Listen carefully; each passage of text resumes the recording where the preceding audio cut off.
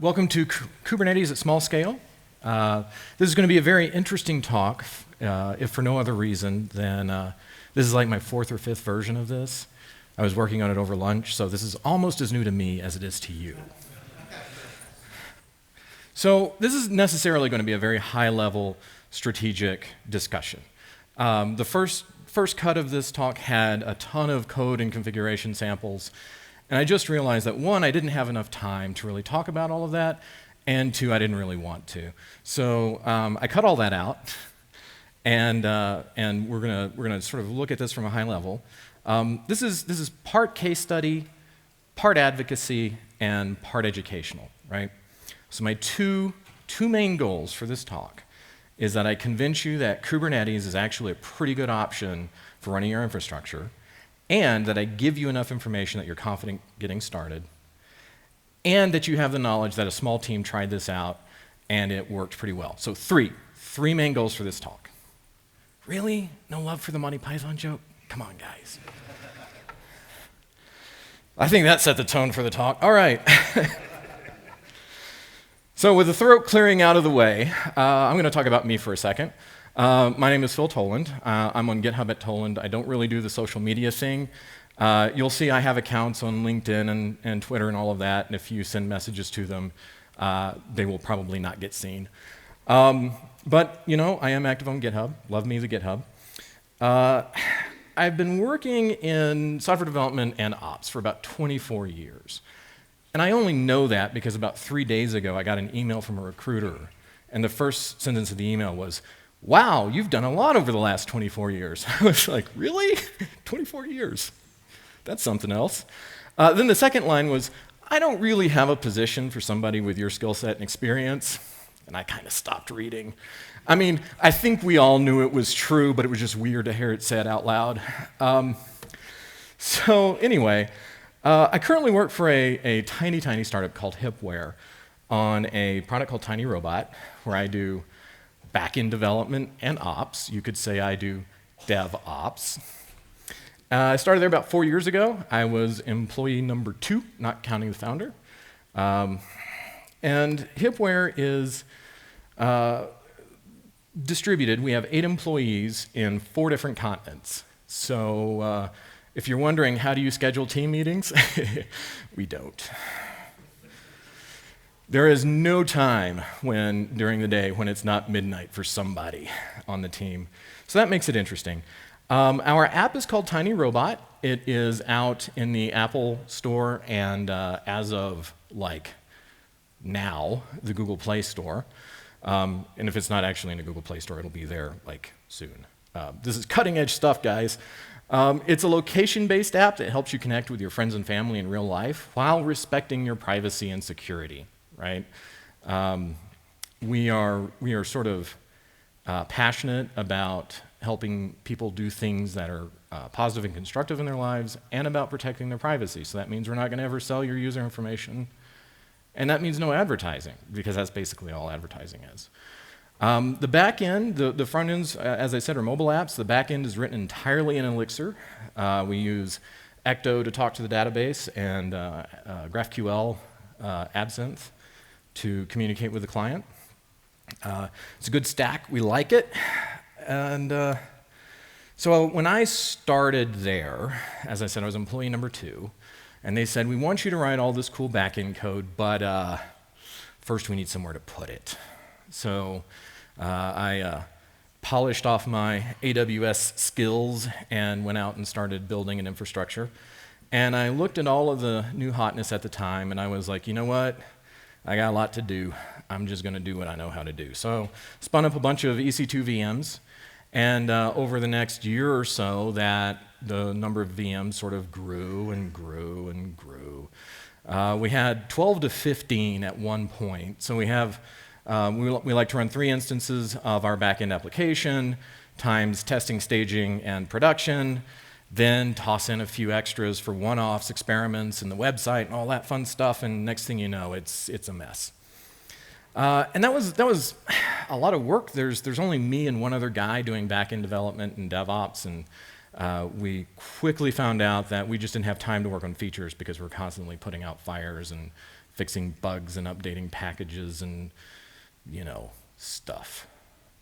So we got a little bit ahead of the front-end developers, and I had some free time. This is about 2 years ago, summer of 2017. And I decided I was going to fix ops once and for all, as you do. And I didn't start out planning to do Kubernetes, but that's just sort of where I ended up. At first I thought, I just need better automation. And it turns out that better automation meant not running a bunch of EC2 VMs.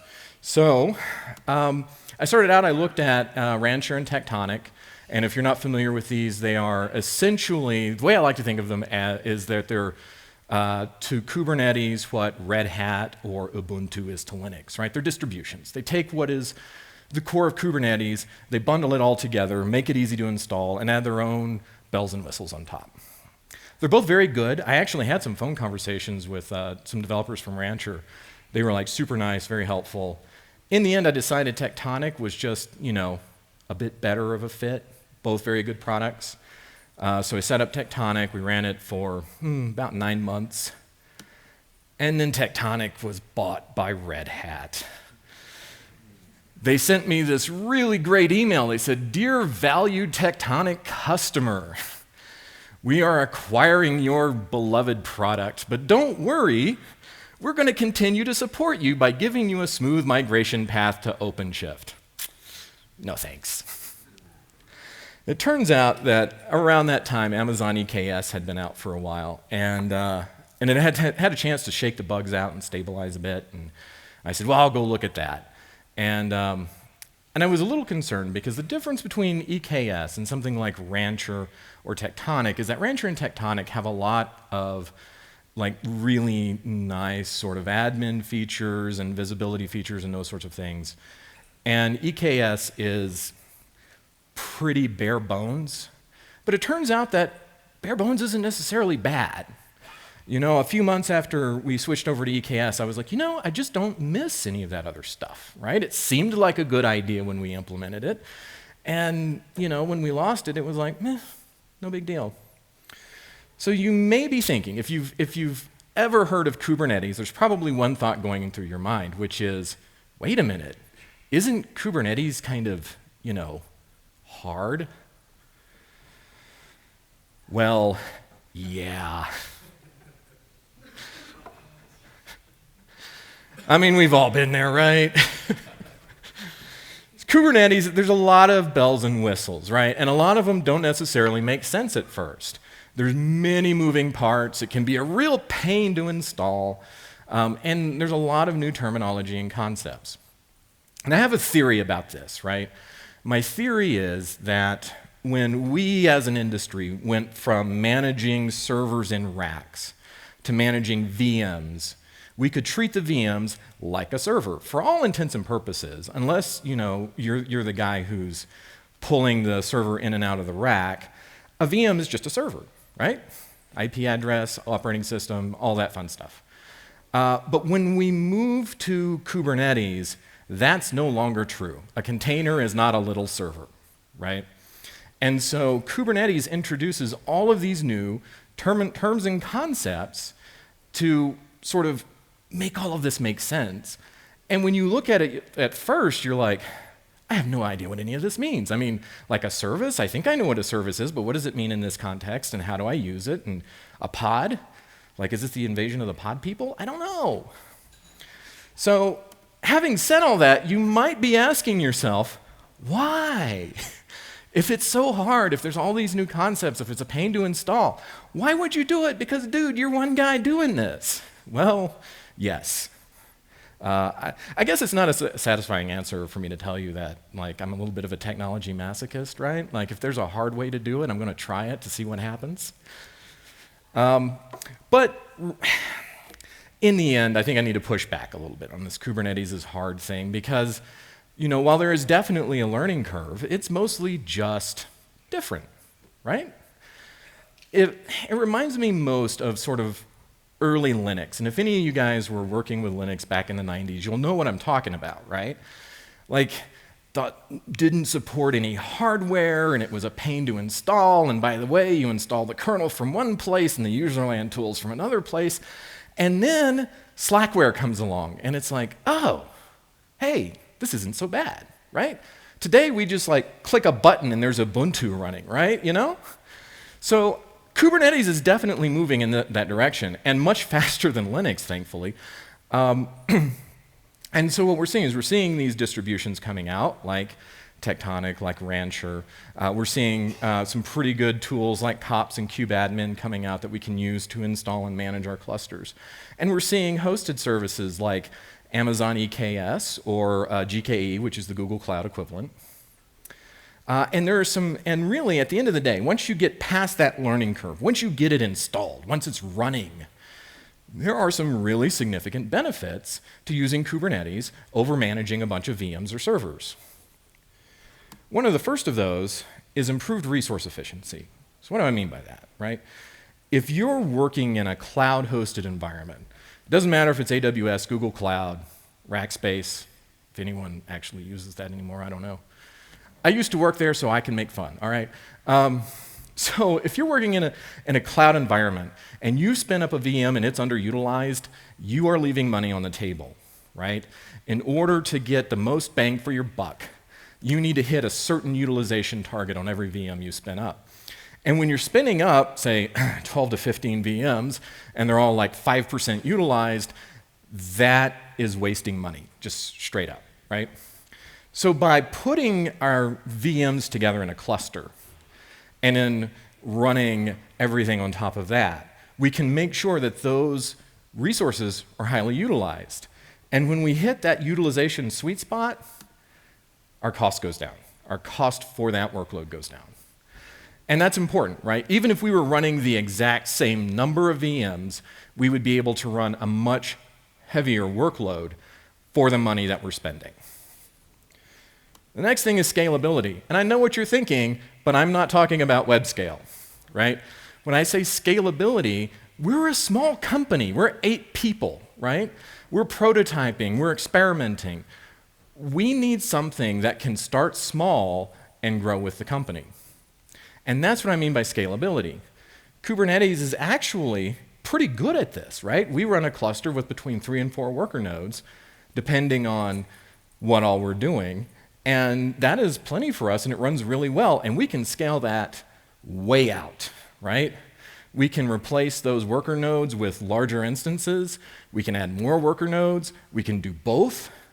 And one of the nice things about Kubernetes is that when you are scheduling your workload, you can say, I know I have 2 really beefy workers in my cluster, and I've got this workload that is really processor intensive. And you can tell Kubernetes, this workload needs to run on those nodes. And it's actually pretty straightforward to do.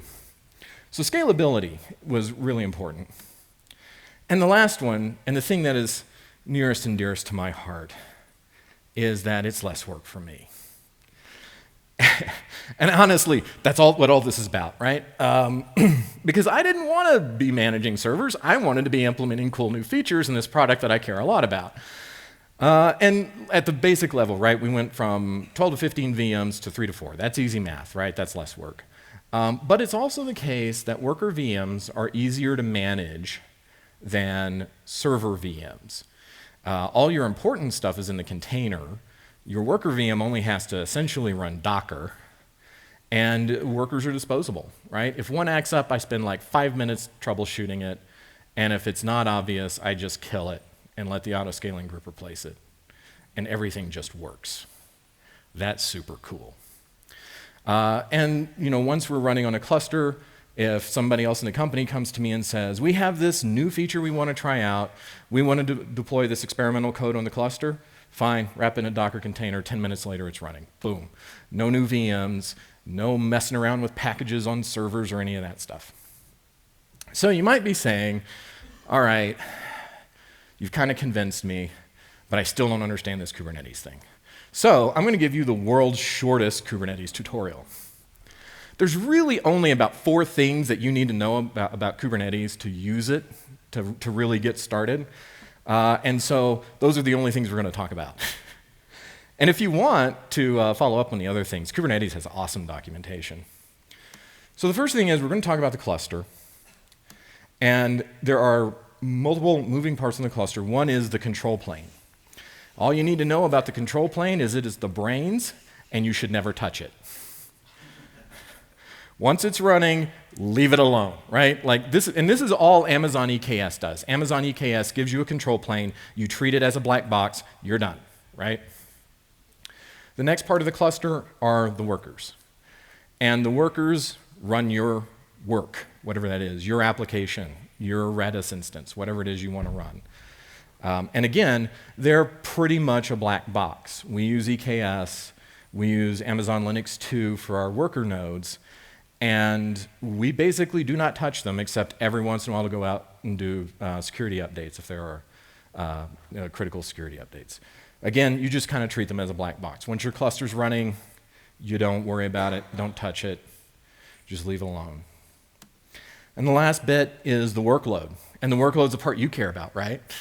The workload is your code, your application, your Redis instance, whatever it is that you want to run on that cluster. So the workload is actually where it starts to get complicated because this is where Kubernetes starts introducing all of these new terms. So I'm going to talk about the 4 most important terms to know for Kubernetes to get started. The first is the pod. And this, by the way, comes directly from the Kubernetes excellent documentation. But the pod is basically, it's your application code, right? And it's all sort of wrapped up and encapsulated in a nice way. You can have multiple containers per pod. I don't recommend it. That's one of those things that, like, if you need to do it, you know. And if you don't know, don't do it, right? But generally, you keep 1 container per pod. It's very straightforward. It's not like this, but it's kind of like a tiny server. But not. It's not that. It's totally not that, but it's kind of like a tiny server. Like if you want to think of a pod as something, think of it as a tiny server. So the next thing is the deployment. And the deployment specifies how your pod runs on the cluster. And by the way, this is all done with a very declarative YAML syntax. So you just go into your YAML and you say, I want this pod based on this container with these open ports and so on, and I want 2 instances, and I want it to run on this node and not that node, and you put it all in this big YAML file, and you send it out to the cluster, and the cluster makes that happen, right? So it's very important to understand that Kubernetes is entirely declarative. You don't tell the cluster what to do, you tell the cluster what you want, and the cluster goes from A to B.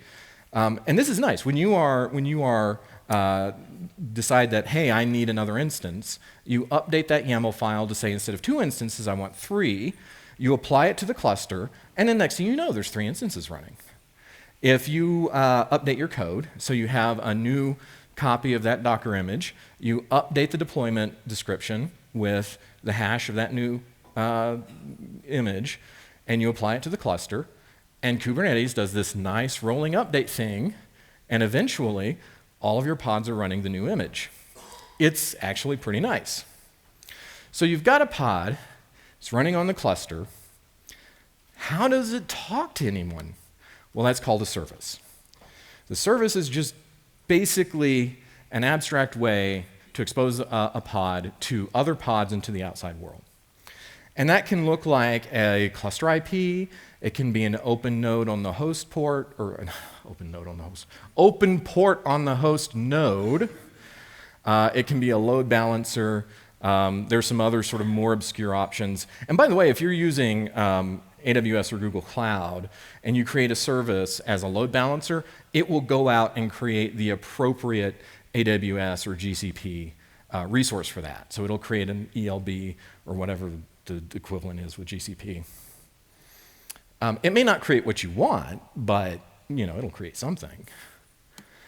And the last bit is a config map. Basically, this is just your application's configuration. There's a couple of ways that you can expose this information to your application. You can have it's just keys and values. You can have that stuff exposed as a file in a virtual file system, and you can read that from your application. Or you can do what we do and have those keys and values exposed as environment variables, and then you just use something like confex, and you can reference that stuff right in your config.exs. The trade-off is, if you update that config map while your pod's running, and you've exposed it as a file, your application can go read that file again and get the new value. If it's exposed as an environment variable, that gets set when the pod starts. And so if you go and update the config map, your pod won't see the update until you restart it. I mean, personally, I can live with that, but FYI. So let's talk about lessons learned. I'm going to try to go through these a little quickly so we can leave enough time for questions. I hope you guys have questions. So this is mostly from the perspective of a small team, right? But first, outsource as much as possible. And when I say outsource, I don't mean hire an offshore team or bring in a bunch of contractors. What I mean when I say outsource is use something like AWS, right? Like, if you're a small team, the last thing you need to be doing is managing servers. If you're a small team and you're managing servers and the purpose of your small team is not to manage servers, don't do it. Let Amazon do it for you. Let Google do it for you. Let somebody do it for you. And AWS is a huge, huge time saver for us. And Kubernetes is also that way. Kubernetes requires a little bit more initial investment, let's say. But once you get past that, the benefits of having a piece of technology or another team somewhere, managing that stuff for you is super important. So think about what the value of your team is, and if this ain't it, let somebody else do it for you. Automate all the things. So it's easy and tempting to think, I'm just a guy on this one team, and I'm doing some experimentation, and nobody's ever going to see it. I can just go in the console and start clicking around, and it'll be fine. It totally won't be fine. Automate it. Seriously, trust me. I'm going to tell a quick story here. Last year, somebody who shall remain nameless went out and was cleaning up our S3 buckets and accidentally deleted the magic bucket that our cluster needed to run, and everything went down. I really hate to admit this, but that bonehead was this bonehead, okay? And it turns out that Tectonic has this magic S3 bucket, and if you delete it, it just crashes. And the easiest way to fix it is to just reinstall everything. Fortunately, I had all of it automated through Terraform. I pushed a button, and an hour later or so, everything was back up and running as if nothing had ever happened. That's what you want, because honestly, stuff happens. And look, we use Terraform. I kind of have a love-hate relationship with Terraform. It's like the worst automation tool except all the others. But it's pretty good. And it's got deep hooks into AWS. And use whatever you like. But Terraform's pretty good. Pods are ephemeral. You guys are going to not want to hear this, but pods are ephemeral. They can go away at any time for any reason, including you updating them. So you have to get out of the Erlang mindset, right? Like we all know it. 9.9s, woo, right? No. You've got a high uptime for your service, but not necessarily for any individual pod. So you have to remember that. And this impacts your application in ways that you don't think about at first. Like you can't set a timer because that pod may not be there when the timer fires, right? So what do? We stick a message in SQS with a delivery delay, and when that message comes back through, then we do whatever we need to do. But when you think about it, I was talking to somebody Wednesday evening, and he's like, that's sort of like let it crash, but at the, infrastructure level instead of the application level. And that's, it's kind of true. If a pod starts acting up, we just kill it. And we know that Kubernetes is going to replace it, and eventually our application will be consistent again. Automatic clustering. So we use Swarm to serialize things that need to be serialized across the cluster. Swarm requires that your Elixir nodes are clustered together using Erlang distribution. You can't do that manually when you are running it on a Kubernetes cluster. It's just not possible. So we use Peerage, a library called Peerage. By the way, I'm going to have links for all of this stuff in the last slide. We use a library called Peerage. Remember, Kubernetes creates DNS names for clusters of pods. So you can tell Peerage all of the IP addresses that respond to this DNS name need to be clustered together, and it makes it happen. It's like magic. It's awesome. So if you need to cluster, use Peerage, or libcluster, one or the other. Deploying. There is an awesome tool called Kubernetes Deploy from Shopify. That's what we use. You just point it at all of your YAML manifests, and it will run through there, apply them all to the cluster, make sure it works, and then report back to you. It is super cool. We can run the deployment from our repository at any time.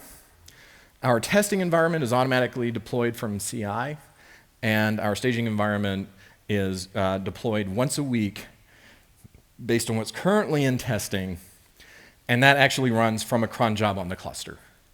And we manage all of this with a small image we put together that's got Kubernetes deploy and the AWS tools and whatnot installed on it. It's super cool. So I said I had taken out all of the code samples. It's not true. I left one in because I think this is a very interesting piece of configuration here. So what we want is when we're running our application on the cluster, we want one application instance, one pod per environment at most running on any node. So if we lose a worker node, we don't want to accidentally have all 3 pods for our production application sitting on that node, right? That would be bad news. Turns out, you can do this in Kubernetes, right? You can tell it, don't schedule more than one of this type of pod on any given node. It uses a concept they call anti-affinity, which, I guess kind of makes sense, right? Affinity, anti-affinity. But it's not necessarily intuitive. So you guys, from where you're sitting, you can't see this, but my eyes are super red, and that's because I had surgery on them last week. It is not because reading Kubernetes configuration makes my eyes bleed. Back when I was back in the early 90s, when I was first getting into programming, I was hanging out on the Complang Usenet news groups, and I remember very clearly somebody posted a really egregious piece of C code, and somebody responded to it and said, "This is proof that you can write bad Fortran in any language." And I look at this and I think, this is proof that you can write bad XML in any language. No, that's mean, I'm sorry. Come on, Kubernetes, don't be mad. You know I love you. All right, so what this does is it says that when we are scheduling a pod for any given node, we only want one pod that has these labels with these values. It's a really complicated way to say that, but that's what it does. So, sort of in conclusion, there is a learning curve to Kubernetes. And, there are moments when you will want to scream when you are trying to encode some complicated logic into a YAML file. This isn't what YAML is for. I know, we all have our cross to bear. But it's worth it, right? The benefits that come out of having this sort of mostly automated infrastructure, especially for a small team, are huge. And, your initial investment gets paid back. And if any of you in the audience, and I know there's at least a few, if any of you in the audience are hardcore Vim or Emacs users, and you have tried to evangelize that to your coworkers, you get me. You know where I'm coming from, right? What do you mean Control-X, Control-C to exit? Ugh. I'm a Vimster, so, So, at Hippware, our ops workload was slashed by moving to Kubernetes. Now, when we're working on our infrastructure, it's because we're making it better, not because we're putting out fires. And for the most part, we don't work on it, right? We work on our application, we work on delivering value to our end users, and we don't get distracted with stuff like this. So, watch out for the gotchas, use the right tools, and you'll be fine. So, look, I really appreciate you guys coming out and listening to the talk today. If you really want to get into the weeds on this, I am happy. I can talk about this stuff all day. Find me. I'll be around here, and I'll be, here in the resort tomorrow if any of you guys are hanging around. And finally, here are links to all of the packages that I mentioned. The stuff there on the left, right, on the end, the Hippware stuff. Those are libraries that we have written. Dawdle is a message, an event handling system that we wrote that uses SQS on the back end. And when I mentioned earlier that we were popping messages in SQS, that's what we're using. DawdleDB is actually really, really cool.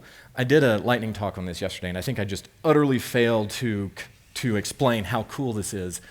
Postgres has a notifications feature where you will get notified whenever there are changes to the database. It is super cool. It is super hard to get set up. DawdleDB handles it.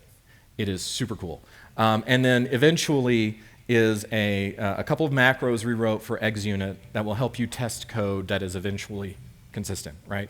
So you can say assert eventually and a condition, and it will test that until it's either true or it fails, or you run out of time. So anyway, that's all good stuff. Any questions?